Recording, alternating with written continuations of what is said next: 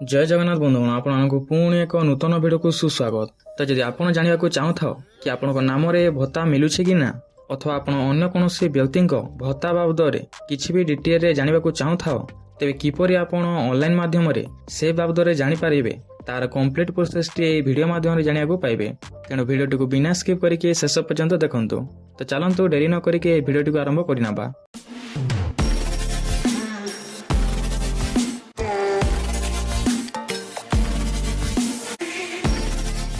तो प्रथम आप कौन से एक ब्राउजर ओपन करेंगे।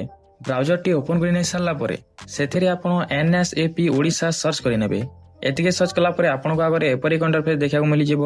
तो ये आपको प्रथम जो लिंक देखा मिल तार ऊपर क्लिक करेंगे। देन आपको आगे यार होम इंटरफेस टी एपरी भाव में देखा मिल जाव। एठारे आपको गोटे पपअप देखा मिल जाव। तो ये पपअप टी को काटी नेबे। देन एठारे आपको देखा मिल जाव रिपोर्ट। तो यार ऊपर क्लिक करेंगे। देन टिके लोड नब और आपको आगे एपरी इंटरफेस देखा मिल जाव। तो एठारे आपको लेफ्ट साइड देखा मिल जाव लिस्ट ऑफ रिपोर्ट्स। यार अंडर आपको थर्ड स्टेप रे देखा मिल जाव स्टेट डैशबोर्ड। यार ऊपर क्लिक करेंगे। देन आपको आगे एपरी इंटरफेस देखा मिल जाव। तो एठारे प्रथम आप स्टेट को सिलेक्ट करेंगे।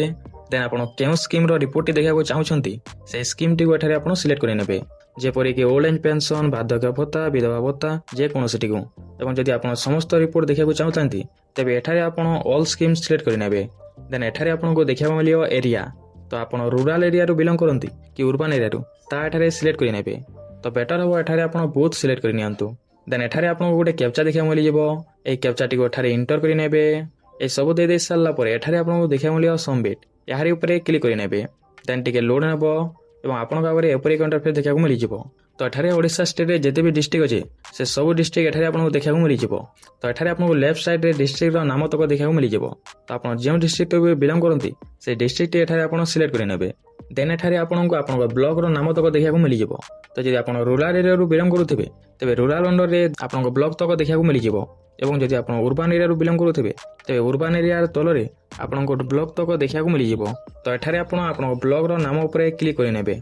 देन से ब्लॉक अंडर जिते तक भी जीपी थी से समस्त जीपी रो नाम एठारे आपको देखा मिल जाव।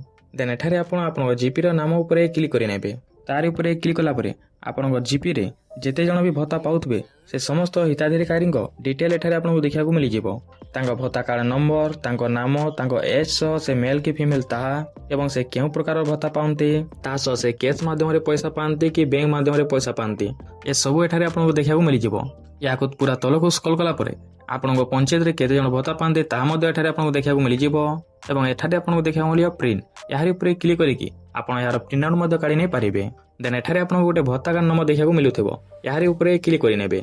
देन आप जहाँ भी भत्ता कार्ड नंबर ऊपर क्लिक करेंगे बेसिक डिटेल एठारे आपको देखा मिल जाव। जेपरिक नाम भत्ता कार्ड स्टेटस जेहेतु व्यक्ति जनक एवं पाँच तेणु एठारे आपको एक्टिव देखा मिल जाऊँगी। फुल एड्रेस देखा मिल जाव। ता सह से केउ प्रकार भत्ता पाँच एठारे देखा मिल जाव। एज टी केते जेंडर एवं से लास्ट किस्ती केउ मासरे पाइथिले तार डेट टी एठारे आपको देखा मिल जाव। तो एमती प्रोसेस रे आपण अथवा जेकोसी व्यक्ति भत्ता बाबद पूरा डिटेल जानीपारे। तो आशा करूँ आपको भिडियोटी भल लगी। तो जब भिडियोटी भल लगी तेज निहाती भाव में वीडियो को गोटे लाइक करेंगे और चैनल को सब्सक्राइब करने सहित बेल आइकन टी ऑल रे सेट करेंगे जहाँफल आगू आसवा समस्त भिडियो सर्वप्रथमे पाइपर।